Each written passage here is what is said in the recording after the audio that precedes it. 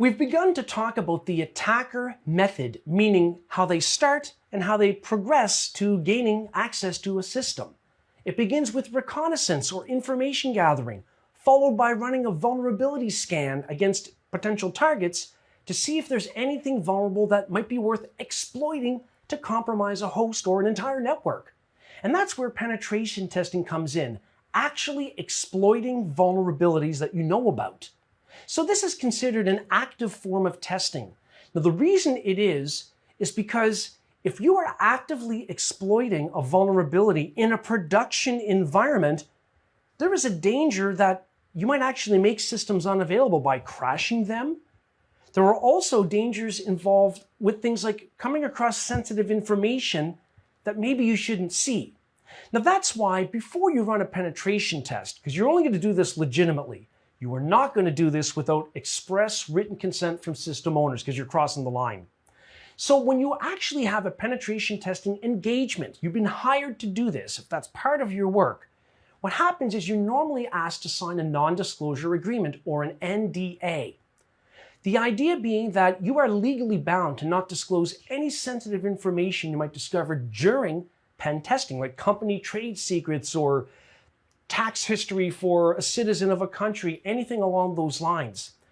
For the Security Plus exam, you might expect to get a question related to what type of legal document is associated with penetration testing. Well, it's not a business impact plan because that's not a legal document.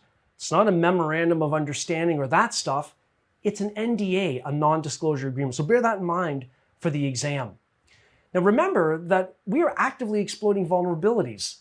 Vulnerability assessments are passive. Pen testing is active. It will also potentially trigger intrusion detection alerts on the network or the host that you're pen testing.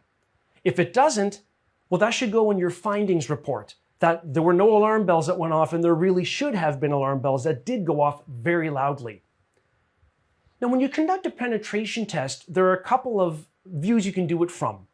You can conduct a pen test from a known perspective. This means you have insider knowledge of the host or the network you're pen testing and how it's configured. And that might mirror like an insider threat. What could an insider do if they were motivated to do something malicious? Then we have an unknown type of pen test. As you might guess, you're walking in knowing nothing. You don't know anything about the environment, so you're going to have to do a lot of reconnaissance, a lot of scanning, maybe with Nmap, and then discover vulnerabilities. But you don't know anything about how anything was implemented.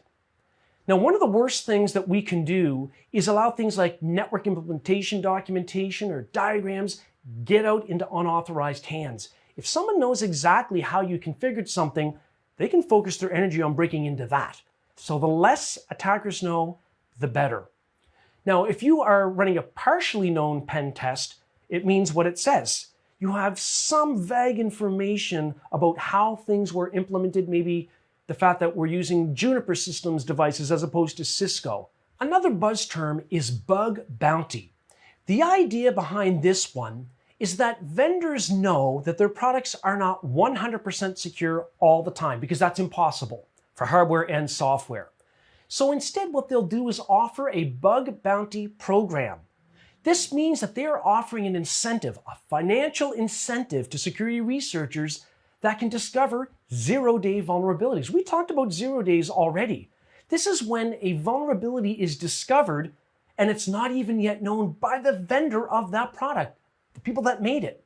And so if we can have a proof of concept that I know how to break into, let's say, the latest Apple iOS phone, and here's a demonstration of it, if I responsibly disclose that, let's say to Apple, because they have a bug bounty program, everybody does, then I could potentially receive payment.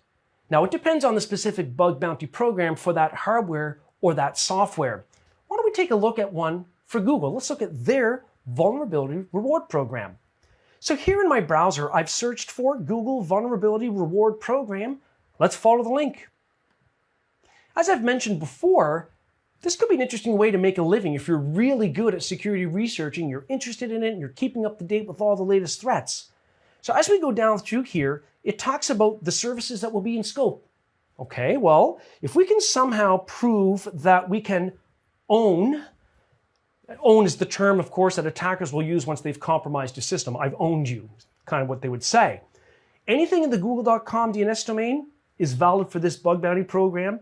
Anything in youtube.com, anything in blogger.com. Okay, well, let's start reading more. What are the qualifying vulnerabilities? Cross-site scripting. We know what that is. What about cross-site request forgeries? We know what that is. We've talked about these things already. Authentication, authorization flaws, server-side code execution bugs, and on and on. And as we go down further, eventually they talk about all of the details like, and here's the fun stuff, how much money might we receive if we were able to prove and disclose that there are vulnerabilities within that scope? So vulnerabilities, remote code execution, so applications that permit taking over a Google account, $31,337, that's what that's worth. Okay, and as we go further down, less serious flaws are worth less in terms of a bug bounty program. But it's interesting to note that this is out there, and Google is not the only vendor doing it. Like I've mentioned, everyone does this. Okay, so that's an interesting way to think about penetration testing and maybe making a career out of it. Who knows? Now, once you have an environment that you've secured, maybe you've conducted vulnerability scans or a third party did for you, you've hardened your environment to ultimately test how secure you are, pen testing is the way to do it. Now, you can run pen testing exercises. Now, these are exercises where we know that we're going to conduct a penetration test. We're hiring an organization to do it, or maybe we have an internal team doing it. Now, when you do that, a red team is known as the attackers. That's what we call them. The blue team are the defenders that kind of follow incident response plans and respond to what the red team is exploiting on the network or on a particular host, for instance. The white team, as it's called, is used to manage red and blue team engagements, so the interaction between them and perhaps any information flow that needs to exist between those teams. And finally, we have a purple team. In penetration testing, a purple team really means that we get feedback from red and blue teams and transfer of knowledge. So you might come across this terminology when you are engaging in a penetration testing exercise or actually conducting a real-life pen test. Now, how does that work? What is the process? The first thing you do is you have to detail the rules of engagement. For example, before you run a pen test against Amazon Web Services in the cloud, they have a specific page, just like other cloud providers do, for the rules of engagement. Here's what you're allowed to do for pen testing. Here's what you're not allowed to do. For a private company that might have hired you for this, you need to both agree on and ideally have it certified by a lawyer. What are the rules of engagement? Am I allowed to actually bring down production servers?